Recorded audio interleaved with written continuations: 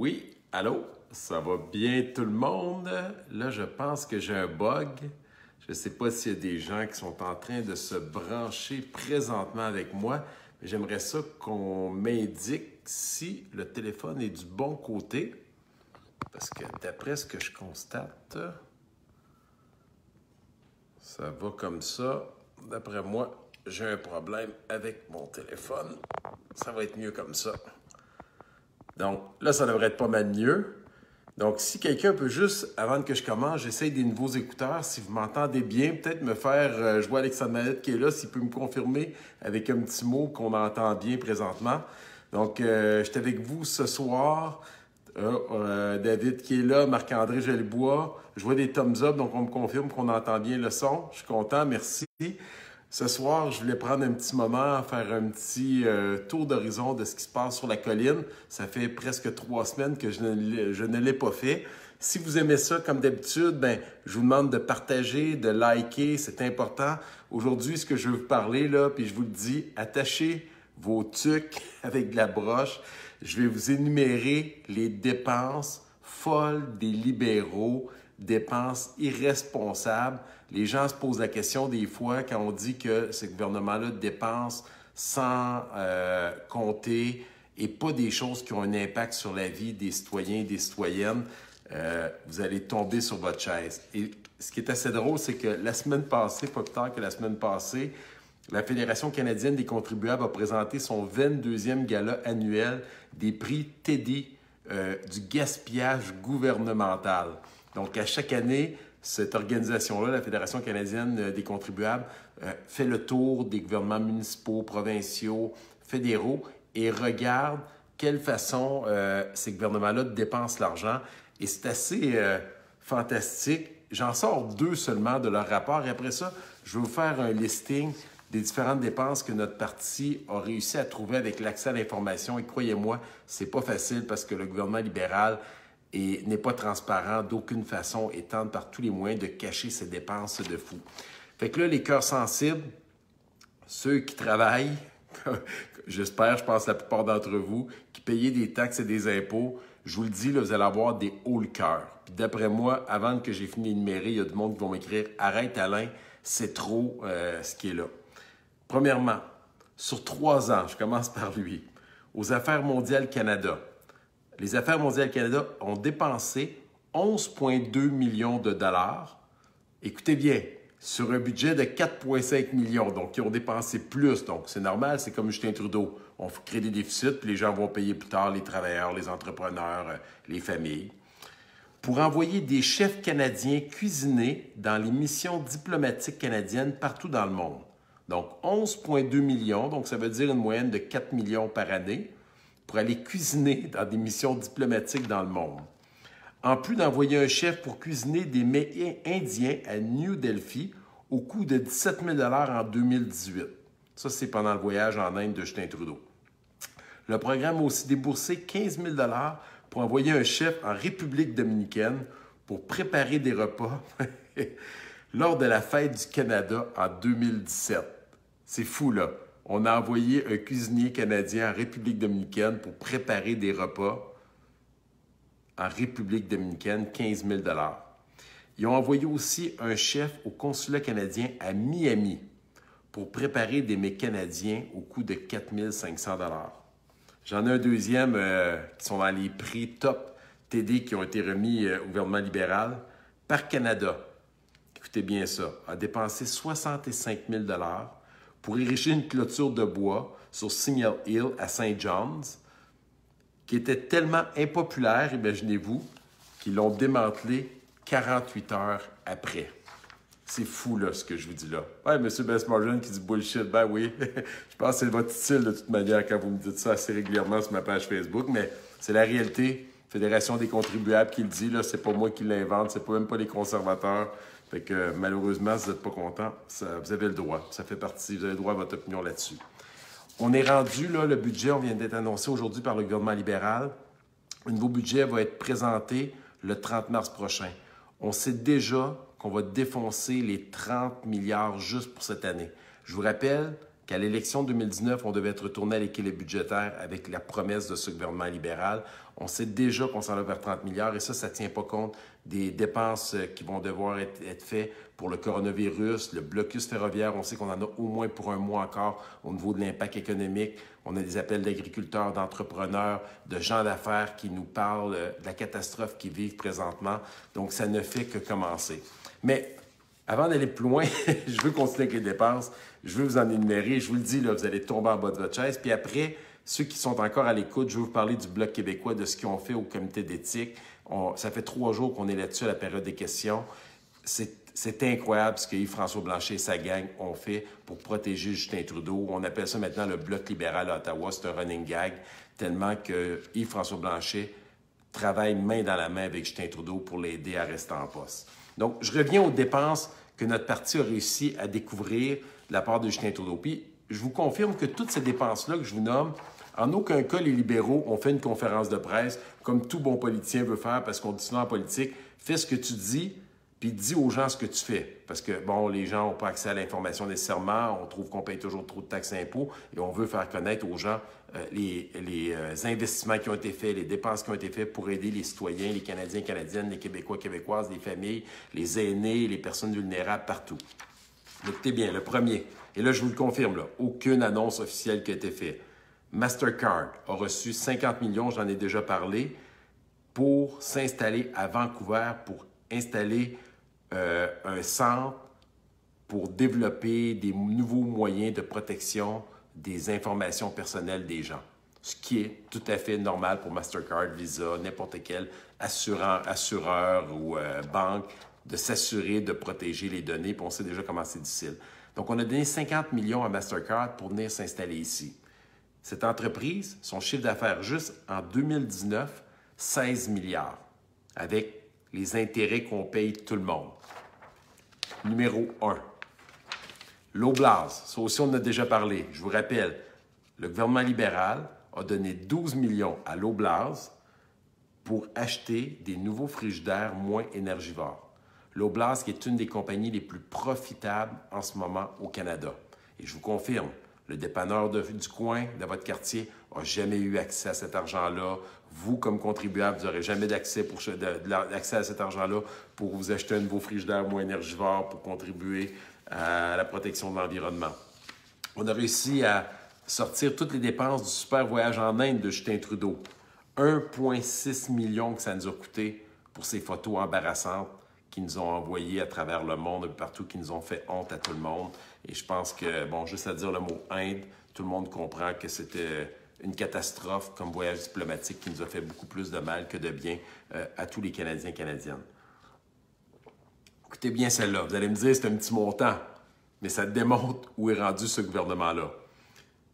Les libéraux ont acheté, excusez-moi, 56 crochets à manteau. Vous savez, les petits crochets à manteau, là, je montre l'image, là. Je ne sais pas si vous la voyez, là, comme ça, là, des petits crochets où on met 2 petites vis dans le J-Proc, là, pour aller installer ça. Tout le monde a ça, on installe ça dans les appartements, dans les entrées de maison. Savez-vous comment ils ont payé pour 56 petits crochets comme ça? Puis j'évite aller chez Canac, Canadian Tire, Home Depot, n'importe où pour aller voir ce que ça coûte. 5 000 $. 5 000 $ pour 56 petits crochets pour installer les manteaux dans les bureaux, les édifices dans les 2 dernières années. En voici une autre belle. Vous avez tous une télévision. Moi, j'ai une télévision dans mon appartement ici à Gatineau, là. Vous la voyez qui est là, 42 pouces, si je ne me trompe pas, 45 pouces. Ils ont acheté une télévision pour un bureau d'un ministre, le ministre des Affaires autochtones. On parlait beaucoup des blocus, là. Vous savez comment elle a coûté, cette télévision-là? 14 000 $. Une, pas des télévisions pour mettre dans plusieurs bureaux pour suivre l'actualité. Une seule télévision, 14 000 $. Ça, c'est de l'argent des libéraux. Lors du dernier G7, les libéraux ont acheté 23 VUS. Non, excusez, ont dépensé 23 millions pour acheter 600 véhicules flambant neufs qui ont fait moins de 1000 km chacun et qu'ils ont revendus à la moitié du prix par la suite à l'encan. Donc, le dernier G7 à Charlevoix. C'est fou, là. Et là, si Vous êtes tannés comme moi des dépenses des libéraux. Vous êtes tannés de payer comme moi des taxes et des impôts qui sont mal gérés parce qu'on est tous prêts à faire le sacrifice de donner de l'argent au gouvernement si c'est pour donner des services, c'est pour être bien géré. C'est ça que vous attendez de nous. Bien, partagez, likez. Si vous êtes dans une circonscription bloquiste ou libérale, bien, appelez votre député, écrivez-lui, dites-lui c'est assez, arrêtez. Ça n'a aucun bon sens. Plus vous allez mettre de la pression, plus vous avez des chances que ces choses-là changent, quel que soit le député, la couleur politique qu'il a. Il va faire de la pression s'il reçoit de la pression de la part de ses citoyens. Je vous fais un petit rappel parce qu'on l'oublie, on dit souvent la mémoire est éphémère en politique. Hein? Vous vous rappelez la super patinoire temporaire qui avait été mise pendant 1 mois et demi devant le Parlement? Bien, on a eu le rapport final, comment que ça l'a coûté. Pour 1 mois et demi, on n'a même pas le droit de jouer au hockey dessus. 8 millions de dollars. Ça, c'est le prix pour en construire une neuve avec 6 chambres de joueurs, avec les estrades, avec le petit centre de gym, la petite cafétéria pour les parents qui vont venir voir ça. Ça n'a aucun bon sens. Je vous le dis. Je continue. La couverture du budget 2017, donc le cahier, là, le document que vous n'avez jamais vu, là, qui nous remettent en quantité, la couverture a coûté 200 000 $. C'est le prix qui a été payé pour la version imprimée du budget version papier. 200 000 $. Faites le calcul, là. À Victoriaville, dans ma ville où je demeure, là, si ma mémoire est encore bonne, le prix moyen des maisons, c'est un petit peu en deçà de ça, c'est environ 190 000. Le prix médian, d'une maison à Victoriaville. Donc, ça n'a aucun bon sens. Justin Trudeau, imaginez-vous, pour faire la promotion du Canada, avait fait faire des bonhommes en carton, grandeur nature de Justin Trudeau. On en a même acheté un au bureau du chef pour mettre dans le bureau. Bon, on n'a pas joué aux fléchettes avec, mais je peux vous dire que ça nous a tenté. Donc, des petites affiches comme ça, vous voyez le prix à côté, 1900 $ de grands cartons, grandeur nature de Justin Trudeau, pour mettre dans les différents kiosques un peu partout pour faire la promotion du Canada avec notre beau Justin Trudeau. Voyage de Kathleen Wynne en Israël. Encore et encore, le gouvernement Trudeau préfère aider ses amis libéraux au lieu des citoyens canadiens. Les libéraux de Justin Trudeau ont donné à l'ancienne premier ministre libérale, parce qu'on ne la connaît peut-être pas au Québec, mais c'est l'ancienne premier ministre libérale de l'Ontario, celle qui a créé des déficits comme Justin Trudeau, le même pattern. Pendant les premières années, puis là, quand la récession est arrivée, c'était difficile, plus d'argent pour pouvoir aider l'économie et aider les citoyens. Bien, ils lui ont donné 23 000 $ pour un contrat de relations publiques lors de son voyage en Israël en 2017, après qu'elle ait perdu son élection provinciale. Ils lui ont donné 23 000 $. Je ne sais pas s'il y a quelqu'un qui gagne ça pour un voyage d'affaires, 23 000 $ pour représenter le gouvernement en Israël. Filtre Snapchat, parce que c'est important que Justin Trudeau soit sur Snapchat. Depuis leur élection en 2015, les libéraux avides de selfies ont gaspillé des milliers de dollars pour des filtres Snapchat à divers événements et occasions, pour un montant de 20 000 $. Regardez bien celle-là. Justin Trudeau nous a fait payer 30 000 $ aux contribuables pour emmener Ivanka Trump et un groupe de diplomates et de gens d'affaires. En réalité, c'est 100 billets qu'ils ont achetés pour une comédie musicale de Broadway en mars 2017. Pendant ce temps-là, les familles canadiennes, eux autres, tentent de joindre les deux bouts et de se payer des activités de hockey, de soccer avec leurs enfants. Ça n'a aucun bon sens. Et je vous le dis, là, je vous sors la dernière là, qu'on a, là, un chalet là, pour le premier ministre où ils ont investi 30 000 $ pour refaire notamment la terrasse, pour la couvrir pour le premier ministre, lui installer un nouveau support à bateau, puis remplacer une véranda sur un quai, puis d'autres petites dépenses comme ci, comme ça, pour qu'il puisse prendre des petites vacances, notre beau Justin Trudeau, de temps en temps, parce que, bon, ça a l'air qu'il le mérite. Bon. Quand c'est fait avec l'argent des autres, c'est facile, hein, tout simplement. Fait que ça, c'est une série. Puis si vous voulez en voir plus, là, c'est pas compliqué, vous allez sur notre site, là, le rapport des dépenses.ca, le gaspillage, le rapport des gaspillages.ca. Je vais vous mettre le lien là, pour être sûr, parce que j'ai oublié de me l'écrire, là, pour pas me tromper. Mais à toutes les fois qu'on va trouver des nouvelles dépenses folles comme ça de ce gouvernement-là, on va les mettre sur le site pour informer les gens de ce que ce gouvernement-là fait avec votre argent. Donc, quand Justin Trudeau, à la période de questions, n'arrête pas de répéter sans arrêt qu'il travaille pour les Canadiens, qu'il remet plus d'argent dans vos poches, mais la réalité, là, c'est que c'est pas vrai. La réalité, c'est que ce premier ministre-là ne donne pas l'exemple. Ce premier ministre-là, dans toutes les gestions de crise, depuis qu'il est au pouvoir, ça a toujours, mais toujours été un échec jusqu'à présent. Puis là, la cerise sur le sundae cette semaine. Là, je ne vous parle pas du coronavirus, mais peut-être, s'il y a des gens qui posent des questions, je peux peut-être faire un topo là-dessus si vous voulez, parce que je sais que tous les médias en parlent là, partout. Là. Le blocus ferroviaire aussi, bon, les gens en parlent un peu moins, mais l'impact, il est majeur pour nos entreprises. Mais une des choses qu'on a appris cette semaine, c'est au comité d'éthique. Ce comité-là a l'objectif d'écouter des témoins, de s'assurer que tout se fait de façon conforme au Parlement canadien au niveau éthique, conflit d'intérêts, de voir comment on peut améliorer les choses, rendre les informations plus transparentes, donner des recommandations au gouvernement par la suite. Bon, dans ce comité-là, les conservateurs ont voulu faire venir le commissaire à l'éthique et au conflit d'intérêts, M. Dion. M. Dion, c'est un fonctionnaire qui est complètement neutre. Il n'est pas conservateur, il n'est pas NPD, il n'est pas libéral. Donc, écoutez bien la séquence des choses.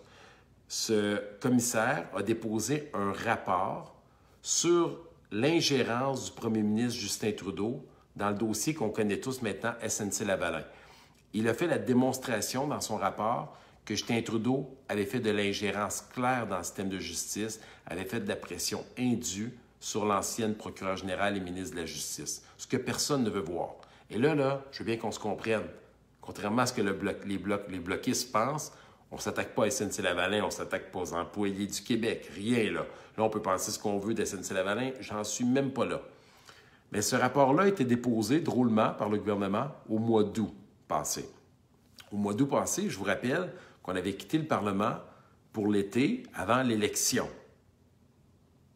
L'élection de 2019. Donc, personne n'a eu accès à ce document-là.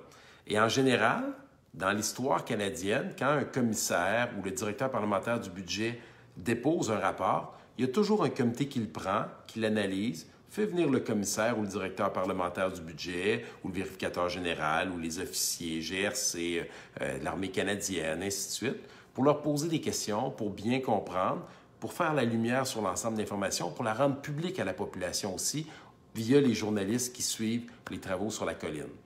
Fait qu'on a déposé une motion pour demander au commissaire à l'éthique de venir commenter le rapport qui s'appelle, écoutez-moi bien, on n'a rien inventé, excusez-moi, c'est le commissaire à l'éthique qui l'a nommé comme ça, l'éthique conflit d'intérêts, le rapport Trudeau 2. Donc, on a demandé, et là, la beauté de la chose, on est dans un gouvernement minoritaire, donc les partis d'opposition, NPD, Bloc et Parti conservateur, je ne sais pas si vous suivez toute la séquence, on est majoritaire. Donc, en général, on veut que les choses avancent, puis on ne peut pas se faire avoir par les libéraux. Quand on parle ensemble, bien, on avance. Fait qu'on dépose cette motion-là, puis sincèrement, on était sûr que ça allait marcher. Même la députée bloquiste qui est sur le comité avait de l'air en accord avec nous autres. Mais là, coup de théâtre. Il y a quelqu'un du Parti libéral qui va la rencontrer, et là, elle revient s'asseoir à la table, et elle décide de voter contre notre motion. Ce qui fait que les libéraux ont pu éviter que le commissaire à l'éthique et au conflit d'intérêts vienne commenter sur la place publique son rapport Trudeau 2 qui démontre clairement que ce premier ministre a fait de l'ingérence, qui fait en sorte qu'il y a deux ministres et une autre députée, tous des femmes en passant, qui ont dû quitter, qui ont abandonné, qui ont démissionné, qui sont sortis du Parti libéral. Je vous le dis là, c'est carrément Yves-François Blanchet, un bloquiste, qui dit défendre les intérêts du Québec en passant, qui cautionne Justin Trudeau, qui défend Justin Trudeau, qui protège Justin Trudeau en empêchant le commissaire à l'éthique, un agent neutre, de venir témoigner, répondre aux questions de tous les parlementaires. On ne parle pas de faire tomber le gouvernement, là. On parle de mettre en lumière des lacunes de ce gouvernement, de ce premier ministre. Premier ministre que je tiens à rappeler, qui est le seul dans l'histoire canadienne qui a été reconnu coupable à 2 reprises, dont une des fois dans 4 articles de loi, d'avoir violé la loi sur l'éthique et les conflits d'intérêts.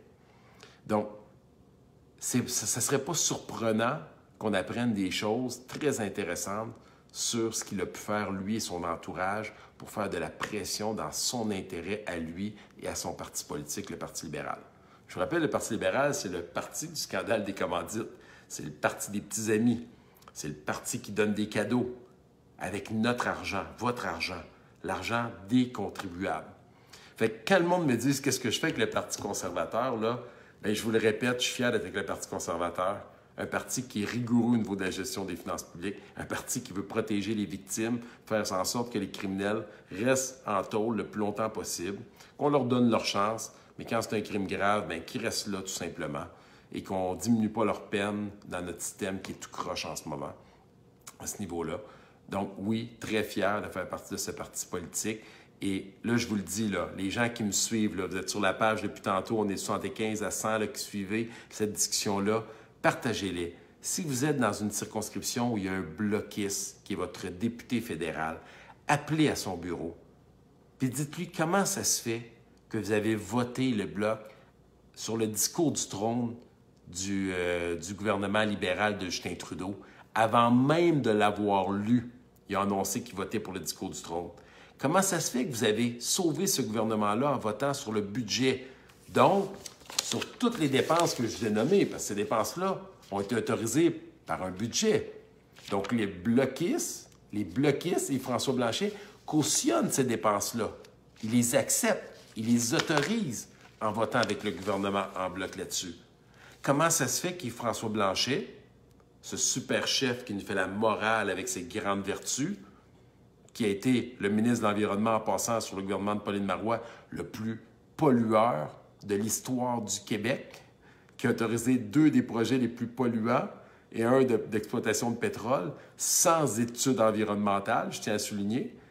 Comment ça se fait que Yves-François Blanchet et ses bloquistes ont voté pour protéger Justin Trudeau et empêcher le commissaire à l'éthique et au conflit d'intérêts de venir témoigner en comité parlementaire pour qu'on puisse faire la lumière sur le rapport Trudeau 2 sur l'ingérence de ce premier ministre dans notre système de justice.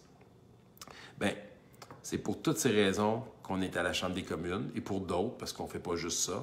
Il y a des questions qui viennent de tous les bords et on va continuer à sauver ce gouvernement-là avec beaucoup de rigueur.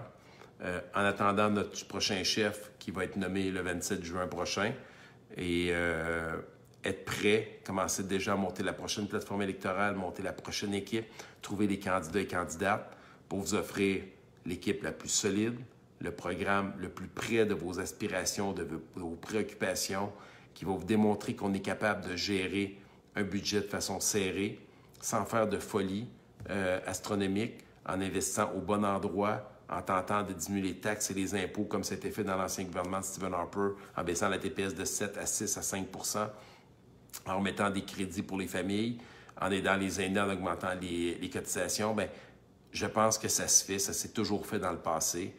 C'est un gouvernement qui n'a jamais eu de chicane avec les provinces, un gouvernement conservateur. Vous savez, dans toute l'histoire, jamais que le gouvernement fédéral, un gouvernement fédéral conservateur, a eu des conflits, un avec les Premières Nations, comme on a vécu avec le blocus, et 2, avec les provinces. Des petites chicanes, des petits accrochages, mais des crises comme on vit avec Justin Trudeau, jamais. C'est jamais arrivé. Vous pouvez faire le fil de l'histoire, vous n'en trouverez pas. Donc, on doit continuer à travailler, à talonner ce gouvernement, à mettre en évidence ses erreurs, puis à se préparer à vous offrir la meilleure proposition possible dont vous allez être fiers. Vous allez nous faire confiance la prochaine fois, puis on va gagner plus de sièges pour faire du Parlement canadien, on s'assurer que le Parlement canadien soit géré par un gouvernement responsable dont vous allez être très fiers. Fait que je voulais faire un petit peu le tour. Je ne sais pas s'il y a des gens qui ont des petites questions. Je vais peut-être faire un petit wrap-up rapidement sur le coronavirus. Là, je vous dis ça, puis je suis tous en même temps, excusez-moi. Donc, le coronavirus, c'est quand même quelque chose que certains ont l'air de dire, bon, ça a l'air d'être une petite grippe, mais je vous confirme que ce n'est pas le cas.